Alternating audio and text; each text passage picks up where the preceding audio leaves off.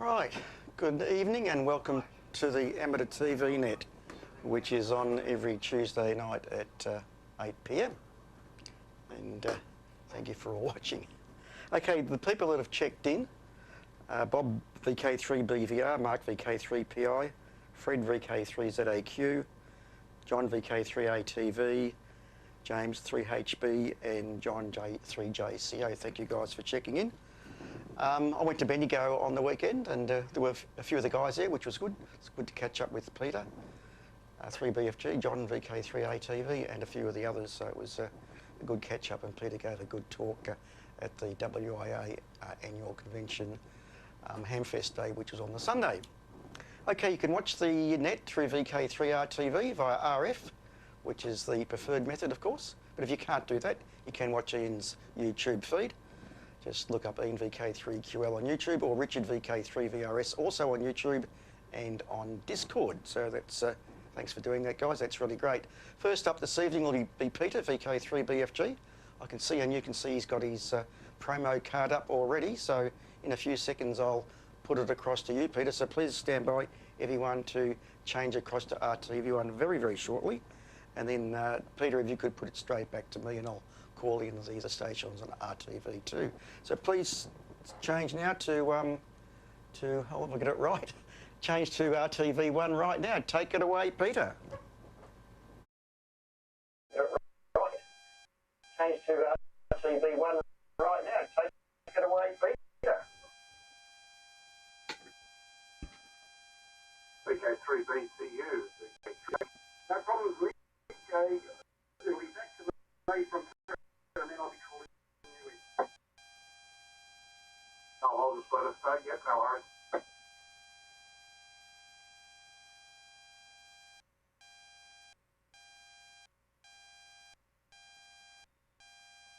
Well, that was a bit of a slow fade. I hope the audio is okay. This afternoon arrived the little microphone and receiver that John 3ATV was using last week, and I thought there's a little lapel mic sitting there, and I can see the video is going up okay, so I hope it sounds okay.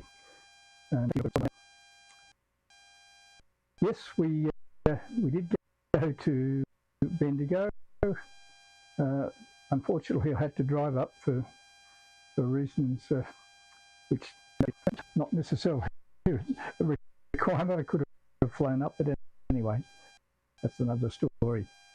We did drive up, and I was actually amazed at how big Bendigo since I've been there, and it's got a lot of new houses in estates, and lots of buzzing. So it's great to see a regional town doing well. And in fact, one of the guys I was talking to at the convention had flown in from Sydney in a commuter, so from Sydney Airport direct to Bendigo.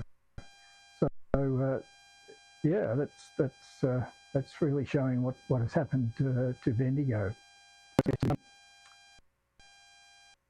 We did go to the AGM, and I would have to say the process was very professional, and the president, and it was fairly formal, but they went through the processes and at the end answered a whole lot of questions.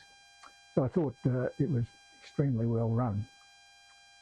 On the next day, on the Sunday, they had hired this huge pavilion in their showgrounds. So it was going to be a little bit hard to have selected a smaller hall, and it would have looked perhaps a little better than it did. But I mean, it was a good effort, but the place was so effective, even if if you're a Melbourne-based club. So, if you look at the Moorabbin Hamfest and the size of that hall, so, a significant facility, plus it had a place where you could do presentations as well. So inside there was a very large market that lots of the community were going to, and there were all sorts of stalls, and that was buzzing also. So make any provision for food or anything, because there's plenty available out on the market. So that part of the expo was very good. My little talk was about 1 o'clock, I think, in the afternoon, and there weren't all that many people left by that time. I'm going to show this the camera they used to televise the presentation. I'll leave that for Neil to do when he gets to his segment. But yeah, watch it. It's worth having a look at what he's got. This afternoon, Dennis 3 Whale H dropped around an analog TV for me, and this one that I can see I'm getting the jitters there a bit. I don't know whether that's my receive or it's the transmitter needs a bit of a reset. The receiver tunes manually across all the frequencies, and you can scan, which is really good. Most modern receivers, of course, frequency hop, and you have to select Australia or wherever you are, and then it's only those pre-selected frequencies we'll look for. But this one's going to scan, so it'll make it easier for me to find Dennis with our AM experiment, and the transmitter as well, and we'll get a two-way contact on old vestigial sideband AM just for fun. And then maybe we might get Neil 3BCU could be involved in this one. I think he could probably find an FM transmitter as well. This one would be on 1.2 gigs, of course. So that, and we're only doing it for that. It's just something that we'll do, and we'll probably take a photograph of what we've done, and there we are. And I'll certainly not filter transmitter, and I can see myself flickering there a bit again. I know it will be a bit, but I think we'll continue to see how we go. I have a little demonstration to show you, and it's a circuit that was designed by. If you could just stand by, I will just reset the transmitter. It will take a minute. Oh well, no, probably 30 seconds to come back.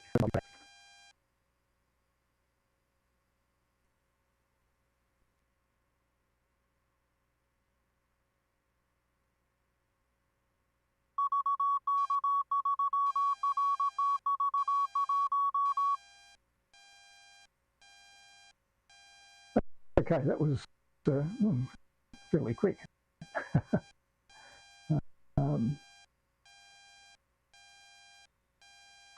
Yeah, I think we're rolling okay there. Hopefully let's reset. As many of you know, the SR systems were reconditioned ones, and often you've got to reset them to get them to operate. Once they settle down, they're okay. You don't have to do that. Anyway, look, I thought I'd show you just an example of a circuit that was designed by Les Jenkins, 3Z from many years ago. Of course, Les is passed on quite a long time ago actually. Now I can remember the letters. We're all sitting there, and of course they used to put on a video, which is usually showing the person's life and various photographs. But and I can see I'm jittering again. And he said, if you're watching this video, I'm dead. We all just broke down laughing. And then he continued, it was pretty good. Anyway, look, we'll just have a look at this circuit. Go across to, not that one, we want the camera 2.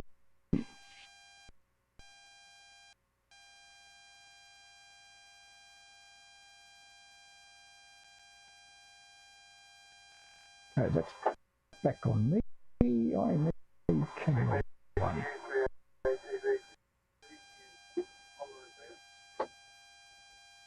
Yeah, tell him to come straight after Peter. Okay, looks as though I've finally selected the right camera. This is the circuit that there's up there, so you can see it. Very simple. It's based around a junction FET, and not all junction FETs will do this. And you can see that it's a simple FET. And the result is fairly dramatic, actually. I've not actually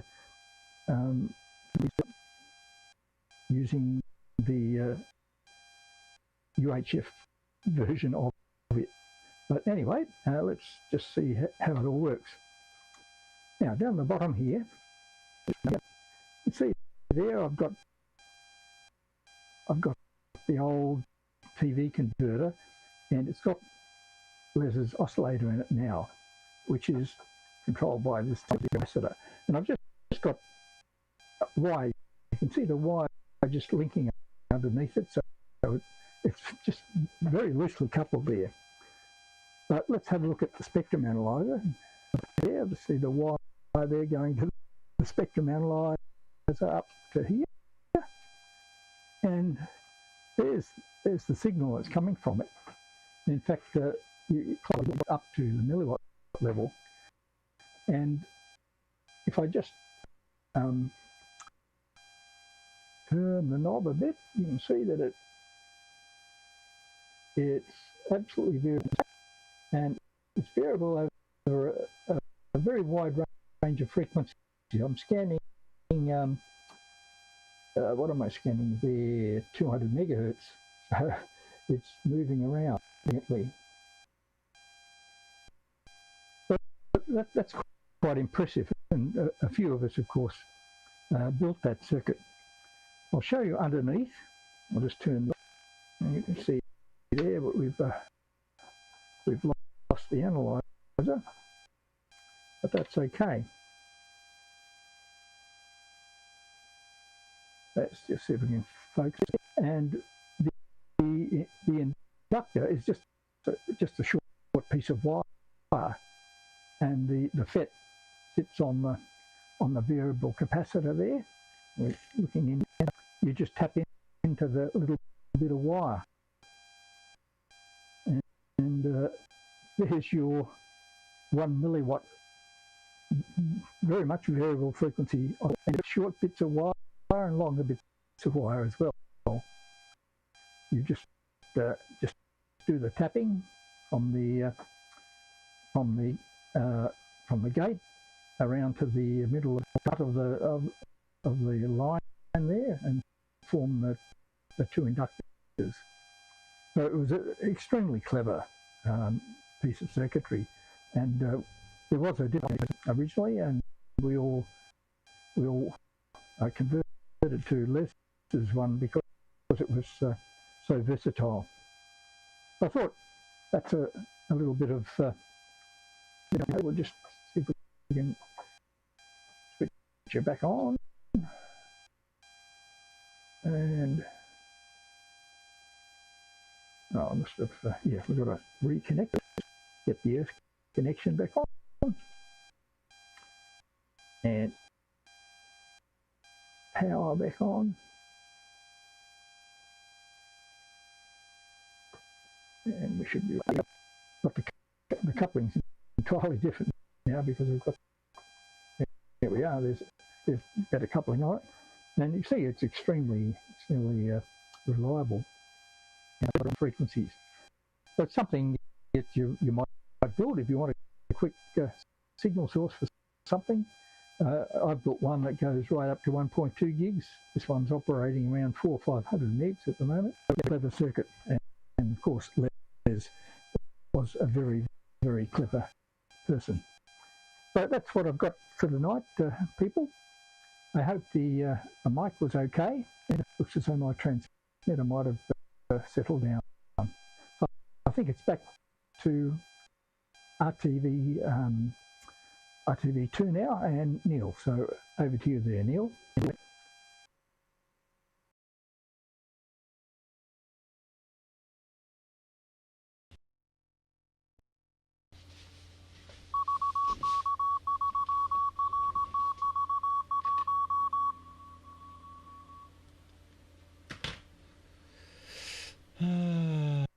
Right, I think I'm on.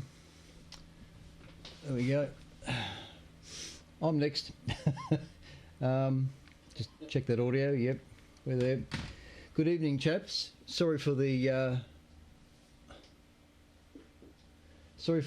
late coming in, but I've only just got something just got something up and running right now, and I thought it'd be a bit of a novelty just to show.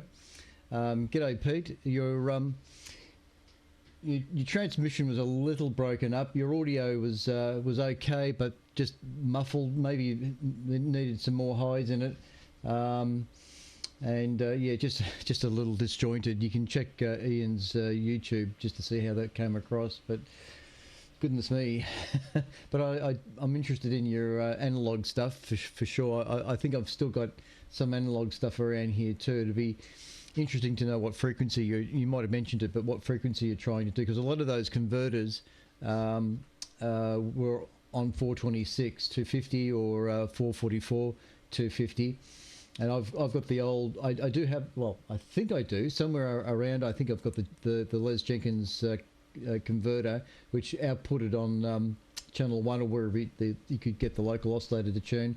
And an old ZIM converter I know is around here somewhere, and I think I've still got one of the transmitter kits, analog transmitter kits from Mark 5 EME, still around here somewhere.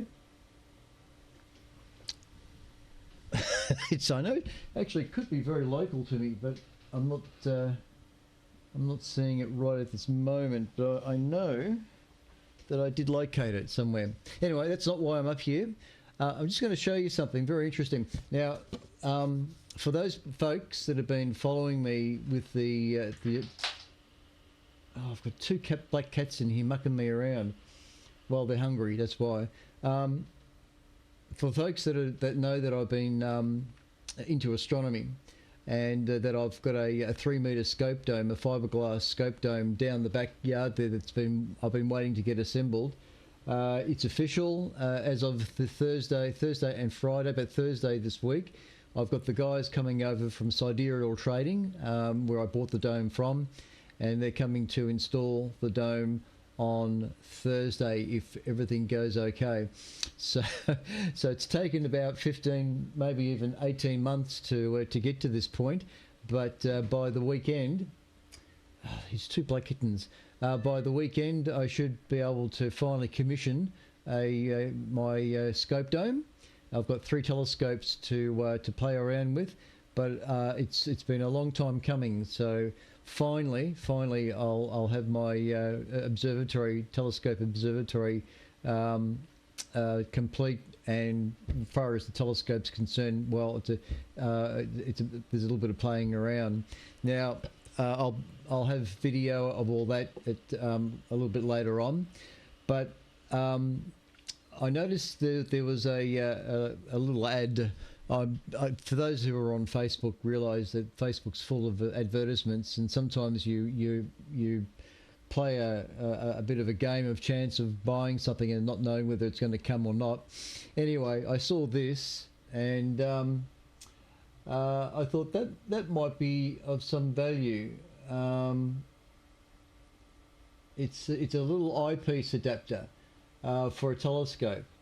Just trying to get it in view. There we go. It's by a mob called Newer, N-E-E-W-E-R, as you can see there. It's an LST22. It's a little Wi-Fi camera, and the idea is that it connects to your eyepiece. So that's it there, and there's the little Wi-Fi antenna. It's a little slot there for an SD card at the back, which of course the camera is not going to focus on very well, but take my word for it. There's a slot there for an SD card, and you've got the CCD lens device right in the front there, as you can see. Now, that's designed to go right onto an eyepiece of a telescope, so that you can actually pick up the images that the telescope is seeing, and that then connects to your mobile phone. So I can show you this, how it works. There's my mobile phone with the app running. So as you can see, there's no lens on it, but you can see that it is working. I've got a lens here that I can just hook on. I can't, the thread's different. The thread's not exactly working. I mean, it's not exactly the right thread for here, so I can't screw this on, but I can put it close enough to get an image, and because it's meant to be for a telescope. So I'll just go back to my mobile phone, and you'll see me putting the lens in front of that camera, and you can see there how the image is coming up on the mobile phone. So it's working fine. I don't know the range. I've only just got this going, and just trying to get this to focus, put the lens in the right spot. But anyway, you get the idea. It's basically designed, like I say, to screw into a telescope, and so it's connect these cats. It's connecting direct to the mobile phone here.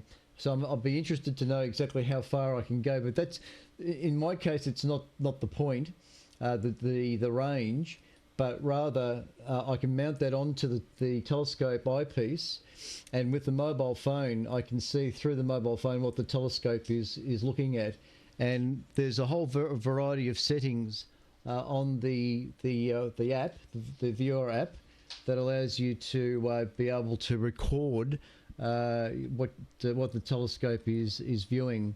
So you can see that you've got a variety of different settings here to make the camera more sensitive, sharp, saturation, and focusing on the other side here. There's a cable in the way. There it is, get that out of the way. So I'm only just playing around with this right now, but I thought I'd just show you that little thing, because it could have some value in TV in other areas, but at least as Richard VK3VRS contests, one of the things that I'm hoping to be able to do with the observatory is to be able to run vision from the observatory live over the repeater, lunar eclipses, solar eclipses. What I'm doing with recording or filming deep sky objects.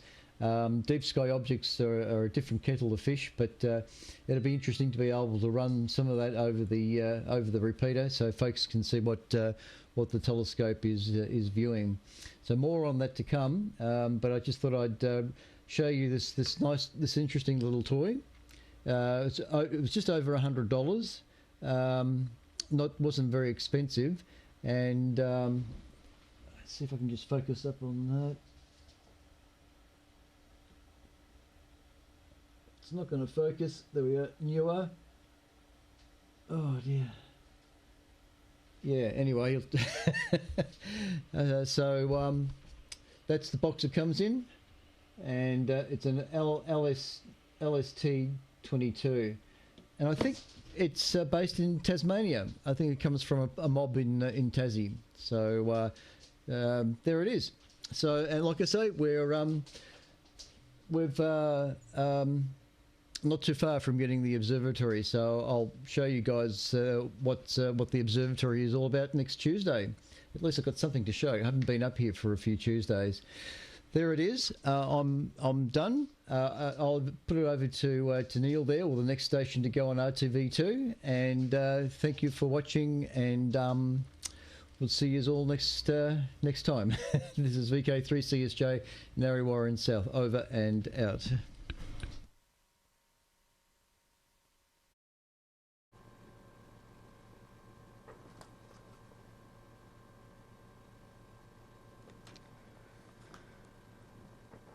Right, thanks, Clint. That was really interesting. Really looking forward to seeing the assembly of your dome next week. So that's going to be really great, and hopefully not just next week. You'll give us a running show of it being used in the future. I can see there's a few stations I know on Ian's YouTube. I can't read them all out because I'm trying to talk to the camera as well. But we have 25 watching on Ian's YouTube, and I see Claudio's watching, and also Vince VK3 YVS. G'day there, Vince. Glad that you're watching. Right, next will be VK3CH Mick. He's coming up next, and then after that, Joe 3TET will give us a good presentation, and Joe will be pretty much closing the net. Now, just recently I picked up one of these Osmo 3s. Excuse me. Some of you guys might know what that is already. Nice little camera that's really good for going, say, out on the mad days. So it's the DJI Osmo 3. It's got a 1-inch sensor in it, and a very nice little bit of kit for going out portable. And I know it looks like a toy, but it's not a toy. It's not priced like a toy either. I'm not going to give you too many details. Just DJI Osmo 3. You can look it up yourself on YouTube. Sorry, on Google. It's got a little gimbal there, 3-axis gimbal, and great for, say, the mad days of going out, even doing interviews. You can connect it. It comes up as a webcam if you want to connect it, say, your transmitter. It won't connect straight to, say, an ATEM, but it will connect to a computer and then come in through, say, OBS or vMix. But yeah, nice little toy. The DJI Osmo 3, so something that I just got, and that's going to be very, very useful, especially just going around. It slips in your pocket, and yeah, just as I said, you can look up the details on Google if you're at all interested in something like that. So, great little toy. Not a toy. It's not a toy. Okay, Mick, if you're ready to go, I'm on tea this evening, so it should be a very nice clean cut over to you. So, Mick, when you're finished, if you put it across to Joe, Joe's got a fairly long session today, not too long, but Joe will be last, and effectively when Joe finishes his segment, the net will close. So this will be the last you see of me. So thanks everyone for watching. It's been great. We've got still 24 watching on Ian's YouTube feed. So that's really, really great. So stand by for Mick, VK3CH, and then Joe's got a really good presentation for us. And I don't know what it is, so it's a bit of a surprise. So take it away, Mick, right about now. We'll see you all next week. Cheers. Next week. Cheers. Wow, that was quick.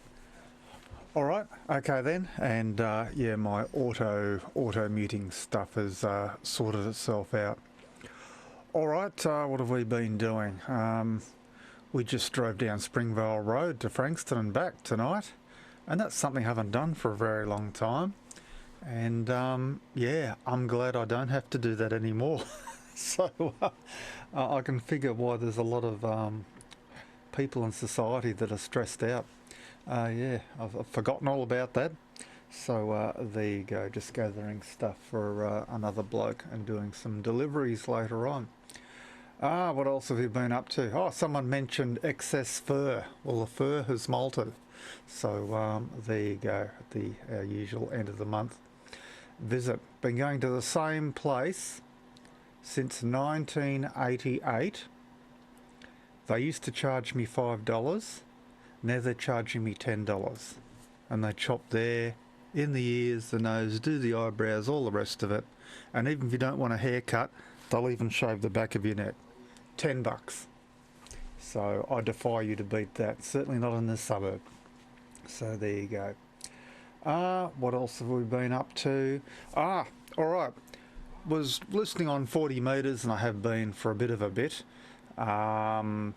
There's one net that I will occasionally join in, Ron's AHR net, 10 o'clock every morning on 7.1 megs, run by the NEVARC club. Well, not for NEVARC, but he's a member. Well, the signals are way down and have been for a long time. I found out why. Walked out in the backyard, and I will show you the picture. That's a broken bamboo pole with the wire antenna leaning down, and I found out why it broke. There's a lemon tree over the neighbour's side of the fence which had got really huge and just tugged on the wire, and yeah, there's a close-up of the you can see the insulator and the wire passing through it. So we'll just have to find something and that'll fit inside the centre of the bamboo pole, something preferably non-conductive, and yeah, when I find the right size, that won't take too long to repair. And you might see there's what do you call it, like that black twine, marine grade twine, and it's on a pulley, so I can adjust the height of that, so I can retension it. So if the height's a little bit different, it doesn't matter, I can retension it. So I'm very glad that I thought to put that in when I put them in. It's on all four poles. All right, now I think there's another picture here. Oh yes, I took the, well, not so much apart, but tipped it upside down. You'll see there, can I make my mouse appear? No, won't appear. Anyway, you can see the green LED display there. That's the display from the hides, and the hides is at the back of the fan, and I just wanted, they were hanging loose on the side with different cable and DC cables everywhere, so I thought, well, I'll just install them so that when the thing moves, they all move together. Now you might think, well, why did you do it like that and not file a hole and stick it in the front? Well, this thing's actually sitting quite down, virtually at my kneecaps, and to have it facing like that is much easier to read. In fact, I'm reading it right now. It says press the OK key, which I don't need to. So yeah, if and when I do need to change it, you can see there's just 2 screws. You can loosen the screws. You know, you haven't sort of filed and wrecked anything, and it can go back, and yeah, all good if I decide to change my mind. All right, so we're back. Oh yeah, just one minute, have a look. Let me look. Yeah. I've got that running at 5.3 amps with the 150 watt, well, the alleged 150 watt, and I think for 150 watts you've got to run it at about 10.3 amps, but I'm too scared to push it beyond, say, 9.5, 9. So for 5.5 watts, I mean 5.5 amps under 28 volts, I have to do the maths, but then take into account the 15% efficiency of DVB-T, Peter will probably already done the maths in his head. We're not thrashing it. Now that's only about half stick, and we're getting in on RF perfectly. So yep, whether it's because the house is knocked down next door or something, I don't know, when they start building. It'll be 2 apartments, so the rear apartment will be partly in the line of sight to the repeater, so we'll work out if anything happens. Okay, what else? News. Yeah, I didn't get to Bendigo. I won't be going to, what is it? You know, Kingston Town Hall, MDRC's Hamfest. In fact, I don't think I've been to a Hamfest this year. No, I haven't. But like I said, we've got rid of most of our stuff. The stuff we've got left is just junk. I remember I'm telling you, the 3 rule. If you've taken something to a Hamfest 3 times and nothing's happened with it, either give it away or bin it. And yep, cracked it, and yep, things have had at least 5 or 6 or 7 times, so yep, no more. Yeah, it can sit there or get junked. So there you go. That's about all I've got for news. I think I'm handing it back to Neil, or maybe VK3TET is taking over, and to finish the net. So yeah, not a lot else for me. I'll be disappearing with all the stuff we've got in the car. I'll be making a delivery to a ham guy I know, so we'll be away the weekend. The XY will be here. Oh, that's what I nearly forgot to tell you. Okay, few days ago, XYL's in the bathroom, and then I just hear her say some naughty words, which isn't her style, and absolutely angst and frustration and oh no and whatever. And I thought, oh yeah. She wandered into the bedroom. I said, what's going on? And she goes, I was flossing my teeth. Guess what I've managed to do? She had a crown put on, gold crown over 2 teeth, about a week ago. Anyway, she's managed to just neatly flip it off, but it's gone in the air, past her, and whereabouts in the bathroom floor did it go? Only one spot, of course, the heating duct. Straight down, and of course the heating duct's on a corner, curved. So of course, gold being heavy, it's bounced on the side and it's gone right down. We don't know where it is. Well, several days of vacuuming. Today, what we did was we changed the bag and the vacuum cleaner, so it was a new one. And you know, she'd do a bit of vacuuming and down the thing as far as your arm can reach. Then she'd get me to pull the bag out, you know, and we'd shake it, rattle it, and tip it on the bits of paper, and you know, no gold. This went on for like, today about, I don't know, half an hour, 40 minutes. I didn't really keep time. Anyway, I said to her, I've got to go down to Frankston and grab some stuff. She goes, all right, this will be the last one. We can continue tomorrow. So, you know what I'm going to say, don't you? The last one, no more rattle, rattle, rattle. You know, shake, shake, shake. You know, because the bag's only got the little hole. Of course, everything you want to come out. There's bits of plaster. I think some hair bobby pin she found. One of the rubber things from the, some stand she had. You know, like those little rubber end caps. Anyway, last thing that falls out is a bit of gold. Well, she's happy. Well, as happy as you can be. You're still going to have a big dentist bill to put it back, but I suppose the price of gold now, given that someone over in America is spooking the markets, so yes, so all she'll have to do is have it rebonded in. I offered some JB Weld, she declined.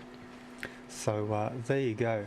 So that's my news. So yep, I'll hand it back to Neil, and possibly, or maybe TET's going to come straight up, I'm not sure. I'm on T, so we'll give a countdown and then we'll drop carrier. So cheers all from Mick, VK3 Satch and Doncaster, and dropping carrier in 5, 4, 3, 2, 1. See you later.